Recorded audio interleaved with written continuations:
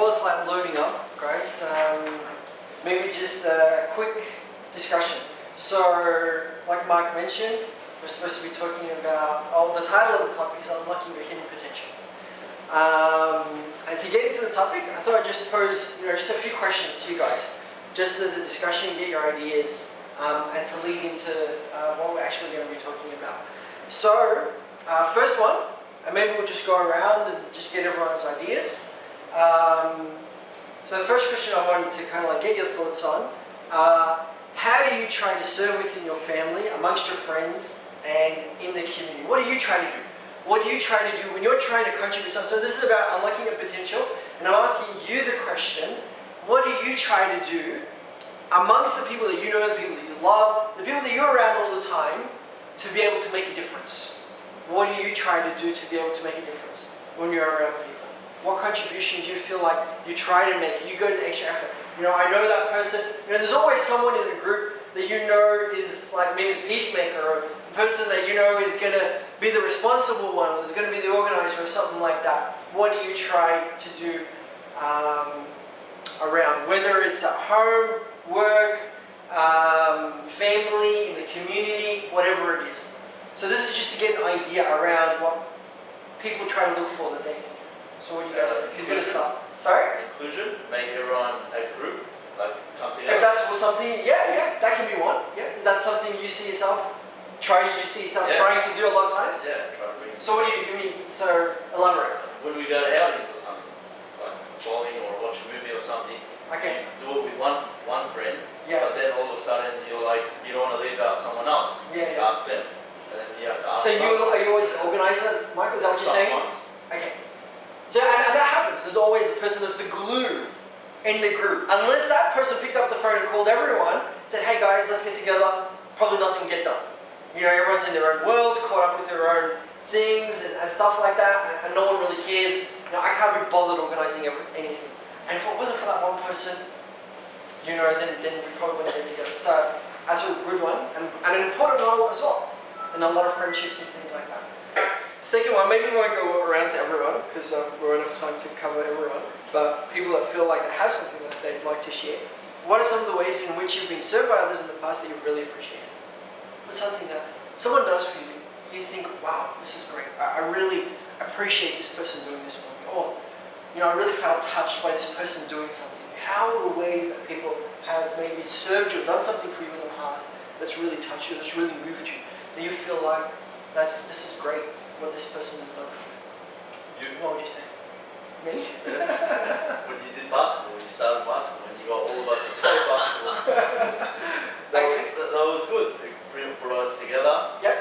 Okay. And that's great. For you, that was a lasting memory. For some, that was something you really enjoyed. Yeah. And something maybe that you take on and would like to say to yourself, hey, this is something maybe that I can learn from and maybe do for others as well. Yeah. All right. Anyone else? What would you guys say? Whether it's at home with family again, friends, in the community? Thanks, Christian. I should say the same for you.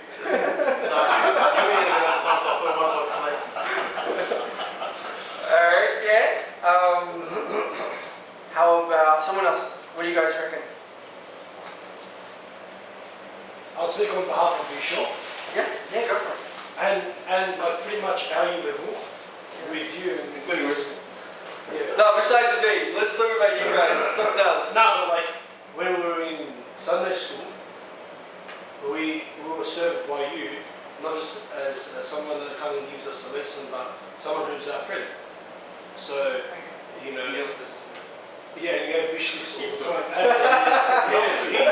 Like we owe you a few $1,000 worth of attention.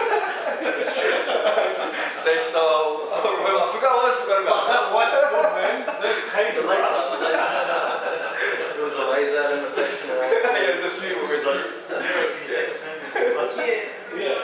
No, and there's sacrifices. Like you could have had something on a Saturday night. We never asked you. Or maybe you have something on a Saturday night. Maybe we're the cool guys that you want to hang out with. Yes. Boys are coming. Yeah, but not only you, like John Hannah as well, and me. Okay, yes. And there's a lot of people. All our Sunday school teachers. Like John, he wrote my resume when I was.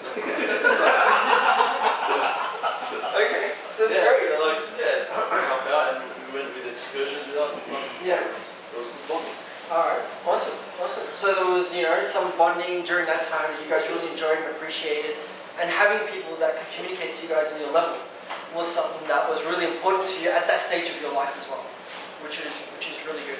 That you guys still have those memories, and still cherish those memories.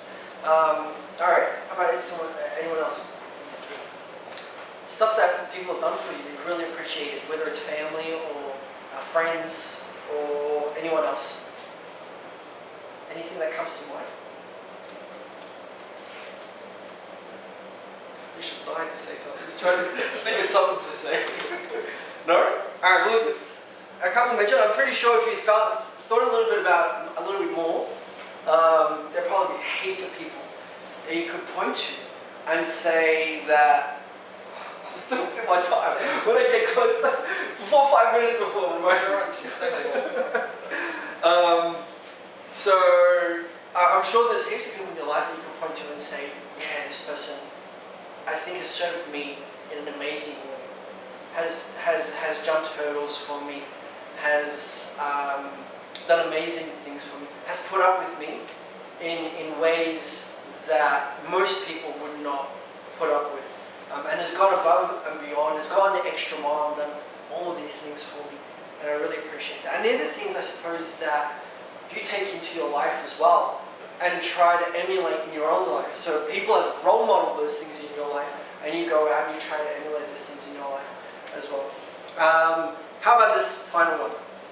Again, for anyone that wants to throw it in, what kind of services do you feel that we need more of?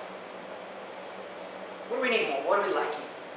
What do you feel like we need more of that's lacking around there? You kind of like go out, you wake up every day, or you go to, you're with your family, or you're with your friends, or you're in the community, or you go to church, or whatever it is, and you feel, oh wait, there's something lacking here. We need more of such and such. There's a bit of a vacuum in this particular area. There's a need for this particular service. People are struggling in this particular area, or something like that. Is there something particular that comes to mind that you feel like, I think we need more of? I reckon going back to basics, God didn't come to serve the believers, He came to serve the unbelievers, and apparently now, like especially with church service and stuff, we're serving the ones that are already close to God. Okay. We need to do a lot more outreach, a lot more serving people that are unloved, unwelcome, have issues. We need to go out and focus on that kind of service, because that's the core of our religion. That's how it started. Okay. By serving the non-believers and the ones that were outliers.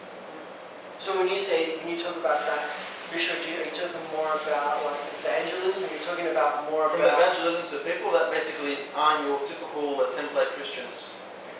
So, but you're talking about broad brush kind of thing where it's evangelism to unbelievers, and then as well community support, going out there and doing practical things in the community where you're helping people and things like that that are in need, and have all different kinds of issues and things like that, right? That's what you're talking about?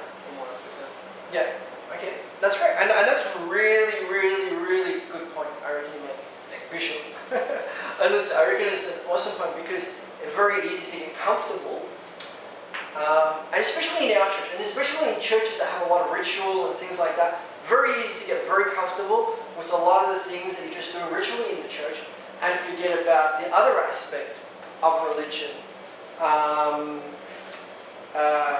which is that service part as well. And St. James says, pure and undefiled religion is this, to serve widows and to visit orphans in need, and to keep oneself unspoiled from them. That's pure and undefiled religion. It doesn't mention anything about going to church and praying to His and all of these things. And even when Jesus mentioned about the rewards and punishments and things like that in the end, it was about visiting those who were sick, giving food to the hungry, giving those who were thirsty. It was about all these practical measures that will make a difference in other people's lives. And something, unfortunately, a lot of times that we forget. We forget about that practical branch or the practical component of Christianity. Alright, anything else that comes to mind? Is there something particular that you guys feel, I think this is missing, we need more of this? Just going off on what Bish said. Yeah. At work we have a volunteer day, we can go volunteer doing whatever you want. Yeah. And there's a cafe in the city that belongs to the Red Cross. To the Salvation Army. Yep. And I can't remember, it was along the name of Hamoveda Cafe or something like that. Okay. basically this place every single day, except for Saturdays and Sundays, opens up and feeds the poor every single day for lunch. And it's not just feed the poor, they've actually got a menu. And all the poor people from Melbourne will go to this cafe, and we're talking like throughout the whole day, maybe you see 400 people every single day. And they know the menu, they know what they can get. Because we went as volunteers, they were telling me what to do. So like put my name here, you know. So you went and volunteered there for a day? I did it with my team, yeah. Okay. But like it was great to see it. I almost felt like I saw the miracle of Jesus feeding 5,000 men. Yeah. And this miracle probably happens every single day. Yeah. And then I felt like we as Copts say, oh, other churches do this, other churches do that. But in fact, this place was so welcoming that I feel like the Coptic Church doesn't use the means that other churches make for us. Yeah. So for example, this place is open every day for Coptic people to go to serve. Yeah. But we're probably like, nah, how come the Coptic Church doesn't have this service, or how come we don't do this service? But it's actually available for everyone. Yeah. And we don't necessarily wait for our church to start doing something, or I hear of youth saying we should do a soup kitchen all the time. It's like, alright, the soup kitchens everywhere, go start there, and if you get good at it, you know, collect some people and do it now. Yeah, definitely. So that's I agree 100%. And I think it's great that you mentioned that. And I think it's not something that, you know, that necessarily, you know, it's great that any person feels that they're obligated to do that. But maybe it's something that, you know, we need to look at as, you know, a diocese and as a church and things like that. And we're going out and doing it as a church. This is our calling. Our calling is not only to pray masses. Our calling is actually to serve those in need as well, and to help those in need. Just as much as our calling is to pray mass every Sunday or something like that. Just as important. So, yeah, really good point. Thanks, Rob. Okay. Some of the excuses we make. A lot of times these things don't happen, like Misha and Rama mentioned, and maybe some of the other people mentioned, is because we make a lot of excuses. Okay, and I know you get a whole range of excuses that come around. Okay, I don't have any gifts or talents. I'm not smart enough. I don't have any skills, qualifications, or experience. I've got my own struggles and issues. I've got no time. I don't have the finances. My health won't allow me. I have other priorities. There are others that are better than I. I'm not a good or a holy person. I'm not worthy of the service. My faith is weak. There are a lot of things I don't understand. I'm struggling with my own temptations. The Lord will provide for His service. A whole bunch of excuses. You know, we can come up probably with a whole more of excuses. And there's probably, all of us have probably used something on the list there that has stopped us from serving or doing something good. From serving or doing something. And the real thing is that really there should be nothing that stops you from doing something. Nothing there. If you really think about it, it's really got to be some kind of evil power or something like that stops us from doing something good. And it'll provide us with a million excuses not to do something good. There's always someone else that's going to pick up the tab. I don't need to do it. Someone else will do it. Someone else is better than me. Someone else has got more money than me. Someone else has got more time than me. And I'm not saying you should go out and save the world. I'm saying that there's a contribution that you can make. And maybe I'm not making that contribution. And this is the question. And if we really think about it, this is our purpose. The question that we constantly ask, what is my purpose? What am I here for? And that's the ultimate question. That's the ultimate question of life. If I cannot find an answer to this question, if I cannot reflect on this question, if I don't spend some time considering this question, then there's something missing in my life. I have to have some kind of purpose. And this is one thing that sets us as human beings aside from anything else in the world. That I live my life with a purpose. Everything has a purpose. What is my purpose in life? And I'm convinced that this is our main purpose. That we were created and put on this earth just for this one simple purpose. This is our one simple purpose that we put on. To serve each other and to show kindness to one another. If we were really to summarize it and bring it back down to the simplest, most basics, this is our primary purpose in life, to serve one another. To serve one another, to find any way where I can serve the person next to me, the person that's around me. That is my primary purpose in life. This is what I want to do. I feel like at the end of the day, at the end of the world, when we all come to judge, there will be only two types of people in this world. There will be givers and there will be takers. There will be the two categories that everyone will fit into. And I have to ask myself, what category am I fitting into? Am I in my life a giver or am I a taker? And the thing that I don't want to do in my life, and the thing that I don't want to be defined as, is as a taker. A person that's constantly taking from others. A person that's constantly a burden on others. A person that's constantly a pain to people's life. A negative influence. A person that's, there's always that person in the room that's always sucking the energy out of that room. And then you have those other people that are always bringing some kind of, they come in and it's like a bright light in that room. Everyone's got a smile on their face.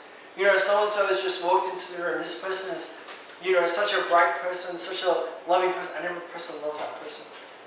In the end of the day, there will be givers and takers. What am I in life? Where am I directing myself? Where is my focus in life? Am I more of a giver or am I a taker? Where is the balance about it? Even now, is it more towards the taking? I'm more of a taker? I'm always sucking things out of people? Am I more of a giver? I'm always looking for opportunities to give and share with others? What am I in life? One of the things I love about what's mentioned in the Bible as well, or what St. Luke mentions in the book of Acts, is this one phrase, right? So you think that St. Luke is going to come and he's going to summarize all of Christ's message and things like that. And he comes in the book and he quotes St. Paul, and this is what he says about Jesus' life mission. This was it. He summarizes it in these very few words. He says he went about doing good. That was it. That was the summary of Christ's life. Sometimes we come up with these complex, theories about Jesus and who he was and what he did and why and all of these kind of things. And St. Paul, one of the first Christians, summarizes it in really simple terms. Sometimes we overcomplicate the message. He went about doing good. That was it. My calling is to follow in his footsteps, to go about doing good. That's it. That's the simple life, that's the simple purpose that we're called to go about doing good. And he mentions as well, so Christ mentions, if there's anything, identifying mark, a lot of times we're looking for how can I identify different things. And how do I identify the Christian? How do I identify a Christian? If I meet a person, how do I know if that person is a Christian or not a Christian or any other religion? And Jesus says, this is how you'll know. By this all will know that you are my disciples, if you have love for one. The identifying mark of a Christian is love. This is how people will know that you are my disciples. A person who's always, person who's always admitting that kind of love, always giving that love, always sharing that love with others. And if I were to define what love is giving. Love is always giving. If we were to define what love is always pouring yourself out. Love is always giving to others. Love is sacrificing. Love is putting yourself last of all, looking at what I can do for others. That's what love is. So when I love, I am fulfilling my purpose as well in terms of giving. And the question I ask myself is, how much are you willing to give? Christ gave up his whole life. And we're told that Christ so loved the world. What did he do? As an expression of his love, that he gave his only begotten Son. That love is immediately followed by an action. It wasn't just a sentiment of love. It wasn't just some kind of emotion, that lovely emotion that I feel or something like that. No, it's an action. It's a verb. It's something that I do. So that love is always followed up with some kind of action. We look at the apostles. They gave their lives. The martyrs gave their lives. The monks and nuns gave their lives. Fathers and monks of the church gave their lives. Servants give their lives. There's always this giving. And this was the purpose of all of these people. And when they wanted to express their love, this is how they expressed their love. As a Christian, what am I doing? I'm training myself to be a giver. And disciplining myself to be less of a taker. This is the school that I'm training myself in. None of us are perfect givers here yet. I want to presume myself to be a perfect giver. I'm training myself. And I'm saying to myself, I want to be a better giver. Maybe, a lot of us here, are more of takers, and that's fine. Just as long as I acknowledge that, and I say to myself, I want to be less of a taker. I want to be less of a taker, and I want to be more of a giver.